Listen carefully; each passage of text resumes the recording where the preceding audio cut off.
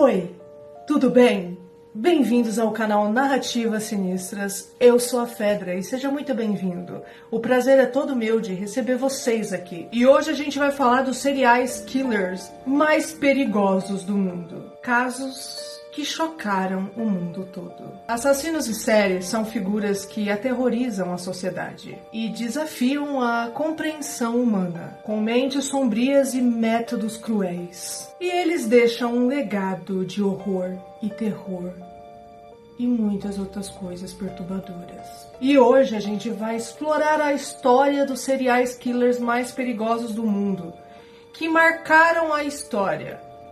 Estão prontos? Então sentem, peguem uma pipoquinha e vamos começar o nosso vídeo. Ted Bundy, o manipulador carismático.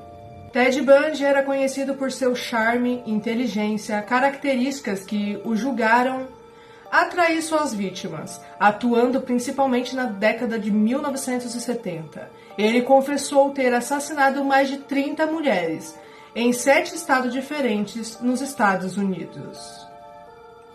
O que mais chocou no caso do Ted Bundy foi a sua capacidade de se misturar à sociedade, enganando até mesmo aqueles que eram mais próximos. Ele transformou a manipulação em uma arma mortal. E para acrescentar mais nessa história, Ted Bundy foi um dos serial killers mais infames da história dos Estados Unidos, atuando principalmente na década de 1970, conhecido por sua aparência charmosa. Ele atraía jovens mulheres, fingindo estar ferido ou pedindo ajuda, para então atacá-las brutalmente. Bundy confessou ter assassinado mais de 30 mulheres em diferentes estados, embora o número real possa ser ainda maior. Até mesmo durante seu julgamento, onde muitas vezes se representava e usava seu carisma para tentar manipular a opinião pública. Em 1989, Bundy foi executado na cadeira elétrica, mas seu caso continua a ser estudado como exemplo de como o mal pode se esconder atrás de um rosto aparentemente inocente. Para você ver, né? Às vezes a gente vê rosto de pessoas tão doces, tão meigas, e às vezes esconde uma verdade tão assombrosa e perturbadora. Não dá pra julgar as pessoas pela aparência, tá vendo? Às vezes você julga uma pessoa por uma certa aparência e na verdade, e às vezes o lobo está bem do seu lado. O próximo caso é o Andrew Chikatilo. Eu acho que é assim que fala o nome dele. O açougueiro de Rostov. Andrew Chikatilo é considerado um dos assassinos mais cruéis da história da Rússia, com mais de 50 vítimas, muitas delas crianças. Ele operou durante um período sombrio da União Soviética, e a brutalidade de seus crimes deixou marcas profundas. Por anos, a polícia soviética se viu impotente, enquanto Chikatilo atacava impiedosamente. Sua prisão revelou uma mente perturbada, alimentada por uma infância traumática e uma sede insaciável por violência. E para acrescentar mais, ele matou mais de 50 pessoas, muitas delas crianças e adolescentes, entre 1978 e 1990. Chikatilo atraía suas vítimas para áreas isoladas,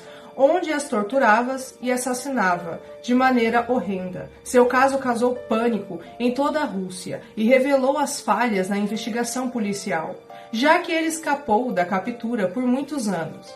Quando finalmente foi preso, ele confessou detalhadamente seus crimes, chocando até os investigadores mais experientes. Em 1994, foi executado por um pelotão de fuzilamento, mas sua história é um lembrete aterrorizante da capacidade humana para a crueldade. O terceiro caso é o Jeffrey Dahmer, o canibal de Milwaukee. Eu acho que é Milwaukee que se fala. Se eu estiver falando errado, me desculpem. Conhecido como canibal de Milwaukee, Jeffrey Dahmer aterrorizou os Estados Unidos com seus crimes macabros, que incluíram assassinato, necrofilia e canibalismo. Suas vítimas eram, em sua maioria, homens jovens, e ele manteve seus horrores em segredo por anos.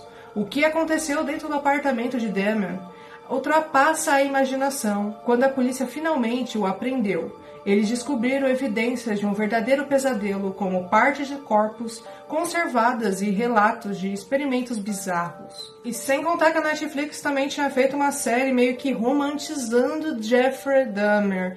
E o que mais me horrorizou nesse caso do Jeffrey Dahmer, quando fizeram esse documentário, foi que as pessoas estavam se apaixonando pelo Jeffrey Dahmer. O que mais me assusta é que muitas pessoas tinham fetiche com esses serial killers dentro da cadeia. Umas até pediam para se casar com eles e até ter relações sexuais. É meio assustador e perturbador pessoas quererem ter relações sexuais com pessoas assim.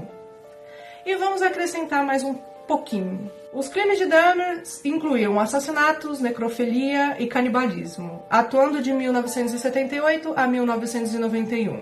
Dahmer fez 17 vítimas, todos homens, jovens, a quem ele atraía para seu apartamento em Milwaukee.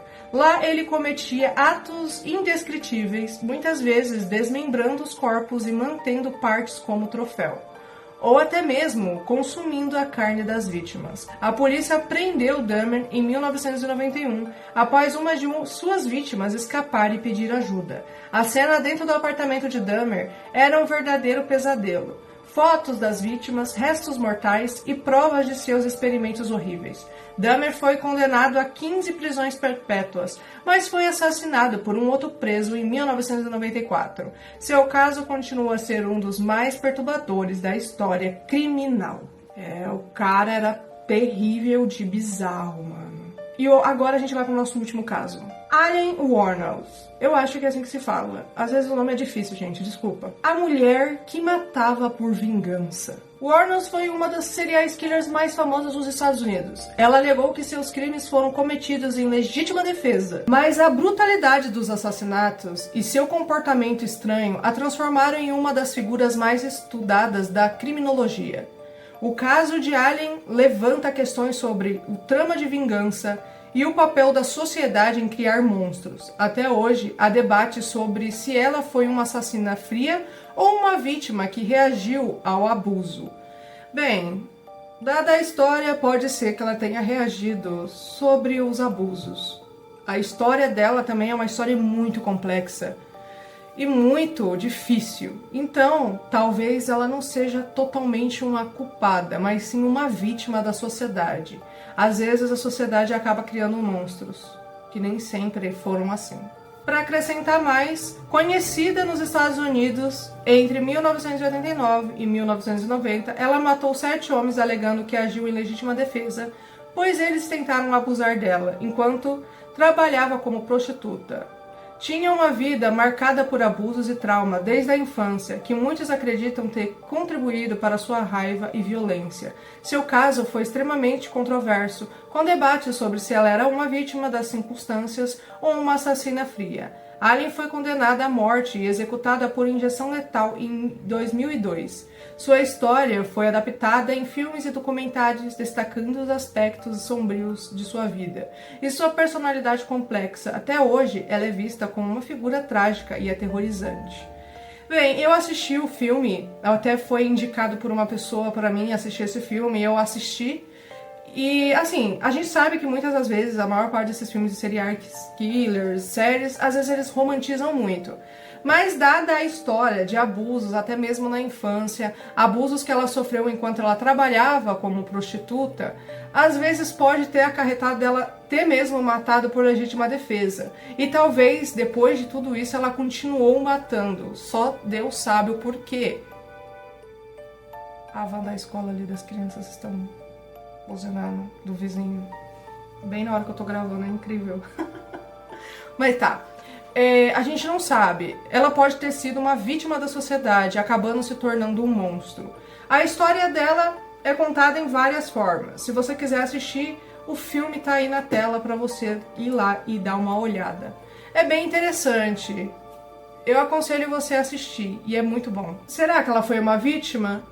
Ou será que ela já era uma assassina cruel e só despertou? Que também o que dá a entender é que ela já também tinha uns problemas neurológicos. Era o que dava a entender num dos filmes que eu assisti.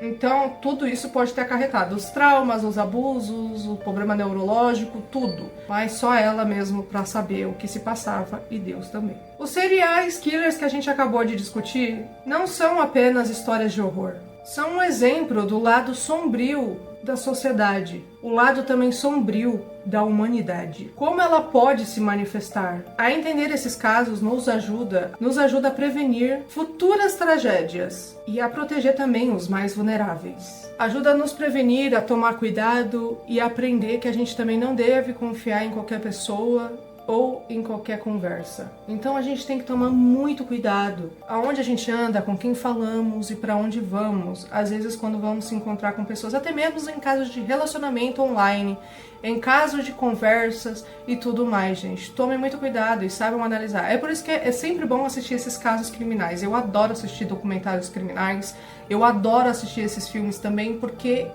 não ajuda você a entender a cabeça do psicopata. Até porque para você entender uma cabeça de um psicopata, você teria que ser um. E a gente não é, então a gente nunca vai entender. E é isso, gente. Esse é o nosso vídeo de hoje. Qual desses casos te deixou mais chocado? Deixa a sua opinião aqui nos comentários, que é muito importante o comentário de vocês. Eu posso demorar um pouquinho para responder, mas eu tô sempre vendo, tá? Fica tranquilo que uma hora eu respondo. E não se inscreva de se inscrever aqui no canal se você gosta de conteúdo de terror, conteúdo sobre casos criminais. Se inscreva aqui no canal, porque eu vou estar sempre trazendo esses vídeos aqui pra você e qualquer assunto também que tiver no momento sobre casos e mais casos, gente. E também, se você quiser, dê sugestões, dê relatos, eu também posso estar fazendo vídeos sobre. E eu vou estar esperando vocês aqui nos próximos vídeos. Um beijo!